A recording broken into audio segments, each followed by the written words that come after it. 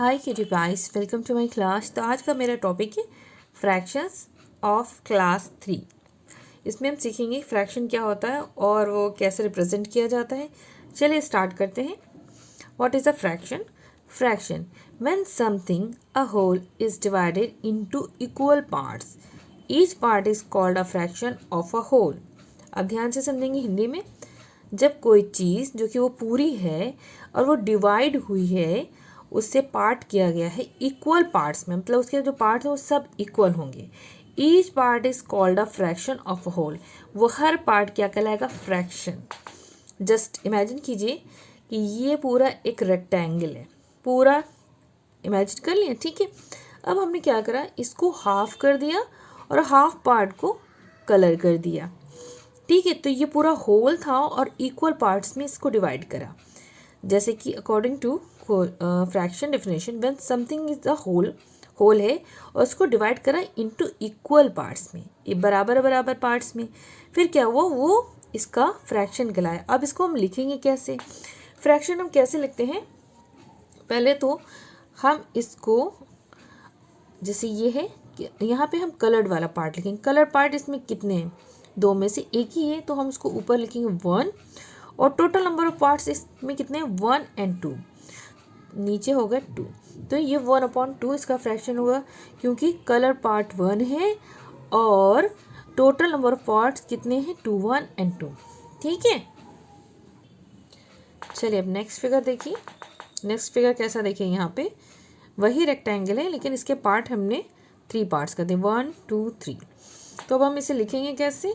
Total number of parts पहले नीचे लिख लेते हैं, कितने? 1, 2, 3, और ये सारे इक्वल हैं, देखिए ध्यान से, ठीक है। अब हमें इसमें बताना शेडेड पार्ट कितना है। तो ये है एक पार्ट शेडेड है, तो यहाँ लिख देंगे 1/3, इसको पढ़ेंगे 1/3, ठीक है। अगर हम एक और चीज़ भी इसमें कर सकते हैं, अब हमसे पूछा जाए अनशेडेड पार्ट जो कलर नहीं है, तो कितने हैं? 1 और 2, ठीक है। तो हमने ऊपर वो पार्ट लिखे जिनके बारे में बात हो रही है और नीचे हमेशा टोटल नंबर ऑफ पार्ट्स लिखे जाएंगे, जैसे 1, 2 और 3, ठीक है। ये कौन से हो गए? Non shaded part, non shaded, okay. और ये हम शेडेड की बात कर रही हैं, आपको समझाने के लिए मैंने लिखा है, ठीक है। नेक्स्ट हमारा देखिए, अब शेडेड पार्ट की बात देखिए। शेडेड के लिए हम एस लिख लेते हैं, ओके। तो शेडेड पार्ट कितने? पहले तो total number of parts equal हैं, पहले आप ध्यान से देखिए, सारे इक्वल पार्ट्स हैं। उसमें कितने पार्ट्स हैं इसमें? तो हम काउंटिंग करते हैं 1, 2, 3 और 4। तो हम नीचे क्या लिखें? Total number of parts are 4, okay. अब कितने कलर हैं? 1, तो यहाँ हम लिख देंगे 1। ये क्या हुआ? शेडिंग पार्ट हो गया। अब ये है non shading part, non shaded, ठीक है। तो टोटल नंबर ऑफ जो पार्ट्स हैं 1, 2, 3, 4, नीचे टोटल नंबर 4 इक्वल ही रहता है, उसमें कोई चेंज नहीं। अब ये नॉन शेडेड पार्ट कितने हैं? 1, 2 और 3, लिख दिया मैंने 3, ठीक है।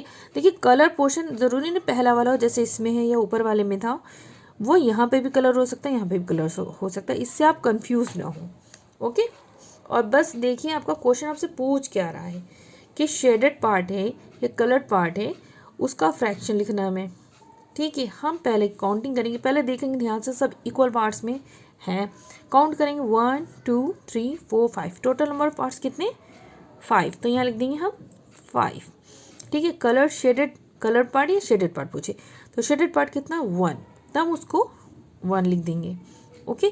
अब नॉन शेडेड पार्ट है, ठीक है। टोटल नंबर ऑफ पार्ट जो 5 थे वो सेम ही रहेंगे। नॉन शेडेड पार्ट कितने? 1, 2, 3, 4, हम यहाँ लिख देंगे 4, ठीक है। इसी तरह नेक्स्ट करेंगे हम, देखिए शेडेड पार्ट हम लिखेंगे और नॉन शेडेड पार्ट हम यहाँ पे लिखेंगे, ठीक है। तो हमें टोटल देखिए सब इक्वल पार्ट्स हैं, 1, 2, 3, 4, 5, 1, 2, 3, 4, 5, ठीक है, 5 है। शेडेड पार्ट कितना है? 1 और 2, देखिए 5 ही है, यहाँ पर भी फिर 5 ही होगा। और नॉन शेडेड पार्ट कितना है? 1, 2, 3, ये हो गया 2/5, ये हो गया 3/5, इस तरह से इसको बोलते हैं। होता क्या है ये एक्चुअल में? फ्रैक्शन इन नंबर्स जैसे हम लिखते हैं, number of parts we are talking about, जिसके बारे में हम बात कर रहे हैं, या तो शेडेड पार्ट की बात में कर रहे हैं, कलर या नॉन कलर होगा जो भी, ठीक है, वो लिखेंगे ऊपर। या शेडेड, ओके। और नीचे को टोटल नंबर ऑफ पार्ट्स, वो जितने भी पार्ट्स होंगे, चाहे यहाँ हो चाहे ऊपर चाहे कहीं भी किसी भी फिगर के होगी। तो that means fraction in numbers हम इस तरह से लिखेंगे, number of parts we are talking about and total number of parts. देखिए एक और चीज़ है, हेडिंग है numerator and denominator of a fraction. Numerator और डिनोमिनेटर फ्रैक्शन का क्या कौन सा पार्ट होता है समझ लेते हैं। A fraction is written with two numerals arranged one over the other and separated by a line. The numeral above the line is called the numerator and the numeral below the line is called the denominator of the fraction. देखिए fraction is written with two numerals.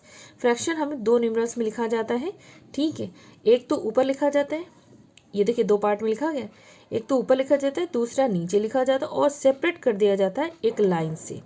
जो ऊपर वाला part होता है उसे कहते हैं numerator which is 2 और जो नीचे वाला पार्ट है इसे बोलते हैं डिनोमिनेटर विच इज़ 3, ठीक है।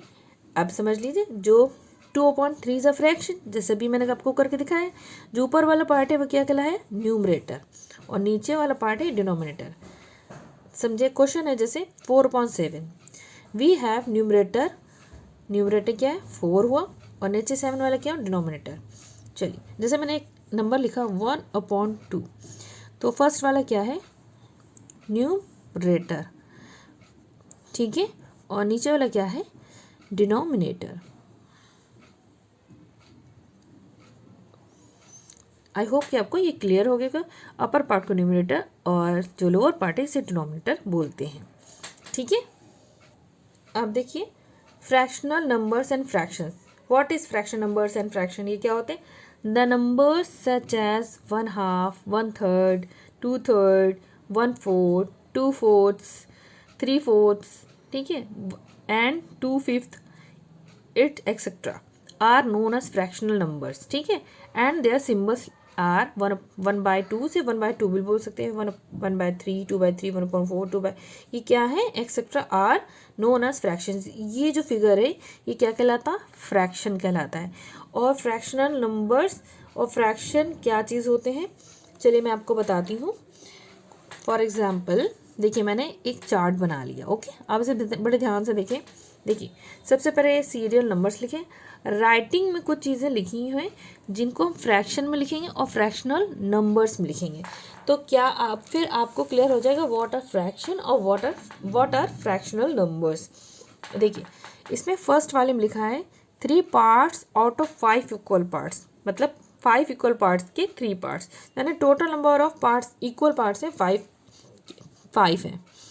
तो हम इसको लिखेंगे नीचे 5 और ऊपर क्या लिखेंगे, तो 3/5 होगा। 3 parts out of 5 equal parts, out of जो भी होता है वो नीचे हो जाता 3, और इसको हम बोलेंगे क्या 3/5, ठीक है। और हम लिखेंगे फ्रैक्शनल नंबर में 3/5,